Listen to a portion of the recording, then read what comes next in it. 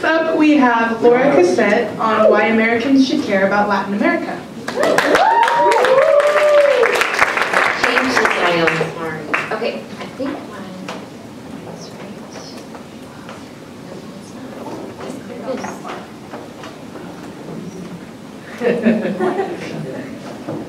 Okay, so I'm going to start us off by getting everybody's blood boiling. We're going to watch a Bill O'Reilly video.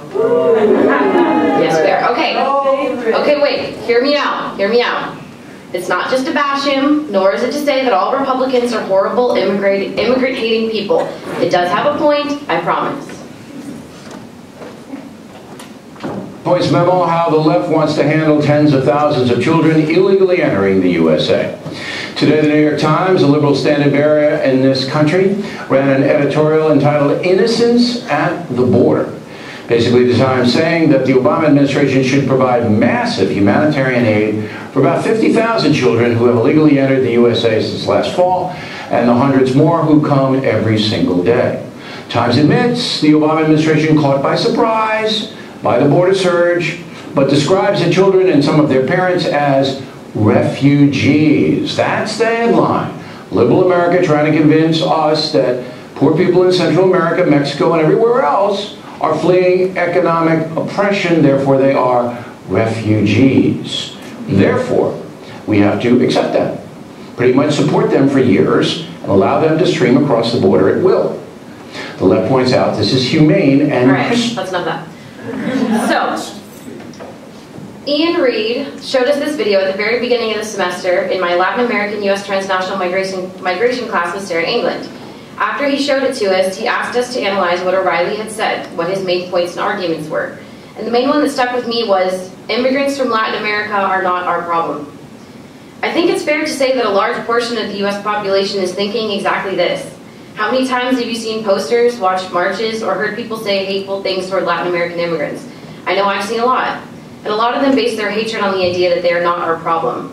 Well, surprise, surprise, I'm going to try to convince you that it is. More than that, I'm here to try to convince you why we should care about Latin America in general. I'm an American. I know that terminology is problematic, but for the sake of this presentation, and because of the fact that United Statesian sounds really weird, I'm just going to say American. I grew up in Northern California, and I attended public schools my whole life, but I learned absolutely nothing about Latin America or our involvement there. Then I took Tomas's Learning Cluster and got the chance to travel to Buenos Aires, Argentina for 2 weeks. While there, we learned extensively about the dirty war that happened there from 1976 to 1983. We learned about the thousands of desaparecidos, people who were literally disappeared, the thousands who were murdered and tortured. We visited ESMA, the largest detention and torture center right in the heart of Buenos Aires. I was shocked, to say the very least. How had I never heard about this? Why had my teachers, my government, decided that this topic was not important enough for me to learn about? Suffice to say, my interest was piqued, so I dove into Latin American studies. What I have discovered since is a dark and shameful history. This map shows all the places that the U.S. has intervened in Latin America just since the Cold War. Again, I was left with the burning question of how I had never heard anything about any of these interventions, and I felt that especially as an American, I should know. Now on to the actual title of my presentation, and back to the O'Reilly video. I promise I didn't make you watch that for nothing. Why Latin American immigration is very much our problem. For this, y'all get to hear about my capstone. Yay!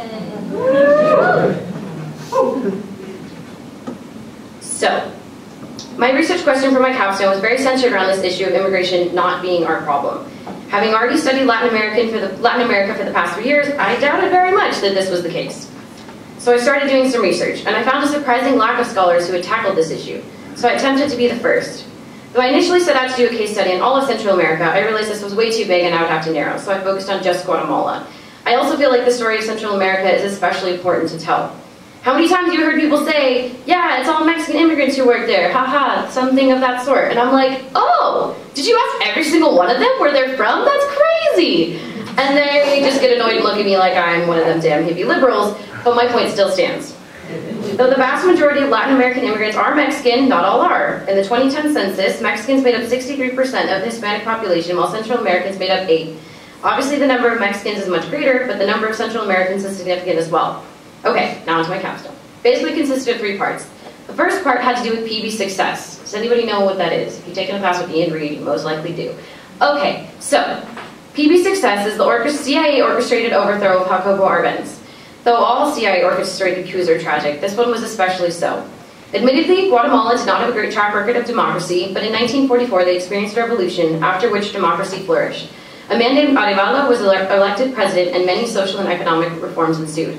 After him, Jacobo Arbenz was once again democratically elected. And I do mean democratically. His election was a fair and just representation of what Guatemalans wanted. But he did something the US didn't like. He favored the poor. Arbenz instituted the Agrarian Land Reform Act, a program in which the government bought land from companies and families who weren't actively cultivating on it in order to give it to the poor and middle class. Arbenz was simply trying to distribute Guatemala's resources more evenly. Arbenz's fatal mistake, however, was in trying to take the land away from United Fruit Company, a US-owned corporation. Though the US seems to have shown little interest in Guatemala before this, their interest spiked and not in a positive way. They quickly launched a campaign against Arbenz, and their ammo was deadly. They linked him with communism. In the Cold War climate at the time, Americans were easily terrified, as were politicians. So began PB Success. In 1954, Dwight D. Eisenhower successfully toppled the democratic regime of Arbenz and instated Colonel Castillo Armas, who was a brutal and inept leader. What followed after was a cycle of right-wing dictators much like Castillo Armas. I argue that this act, PB Success, was the U.S.'s biggest mistake in their relations with Guatemala. What has followed since is instability in every sense, including a 36-year-long civil war. Since this was just a capstone, I had to skip a couple decades and go to Reagan. For those of you who are fans of Reagan, I apologize, I am not. So, Reagan took office in 1981, and reports of the brutal nature of the Guatemalan government were already flooding in. These are excerpts from some of the reports that he and his administration received. Indiscriminate killing of civilians in rural areas, government soldiers being forced to fire at anything that moved, well-founded allegations of a large-scale killing of Indian men, women, and children in a remote area by the Guatemalan army, several villages being burned to the ground while Guatemalan commanding officers were expected to give no quarter to combatants and non-combatants alike. Guatemalan authorities admitted that many civilians were killed in Quebec, many of whom were undoubtedly non-combatants. And CIA sources traced these political murders back to Rios Montt. Now, Reagan's support of Rios Montt is, in my opinion, especially egregious. Rios Montt came to power in 1982 and immediately dissolved the Constitution and political parties and set up a military junta. Despite all of these things, Reagan called him a man of great integrity and said he was totally dedicated to democracy. I kid you not, this is real, this happened.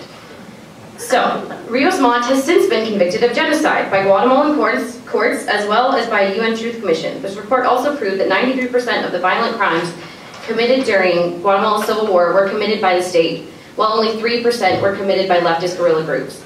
The other 3% are undetermined. Lastly, and most damning, the 2 years that Rios Montt was in power were the bloodiest 2 years in Guatemala's entire history. Essentially, Ronald Reagan funded without pause Guatemala's genocidal architect. Then began the mass immigration of Guatemalans to the United States. As the graph indicates, immigration spiked in the 1980s, though this is not surprising. What is interesting, however, is that immigration rates continued to rise even after the end of the Civil War in 1996. But that does not mean that the U.S. is off the hook. Our economic policies kept the poor at the bottom. Our policy of extradition of gang members fueled violence, not to mention most of these immigrants became gang members in the United States, and gang members perpetrate the majority of violent crime in Guatemala. Lastly, drugs, like in many countries, tear apart their society and spark violence. But who's consuming the drugs? Oh, we are. Crazy. I like to think of this saga with the analogy of Guatemala as a cart. Though the cart may have been wobbly and it might have tipped even without U.S. intervention, the fact remains that we are the ones that toppled it.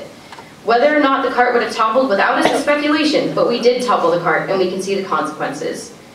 I hope I have convinced all of you that even though Bill O'Reilly tries to tell us that mass immigration of Latin Americans is not the U.S.'s problem, that our decision to destroy their first period of democracy, stability, and progress, then our support of their most brutal dictator in their history, and our continued oppressive policies in Guatemala make this crisis very much our problem.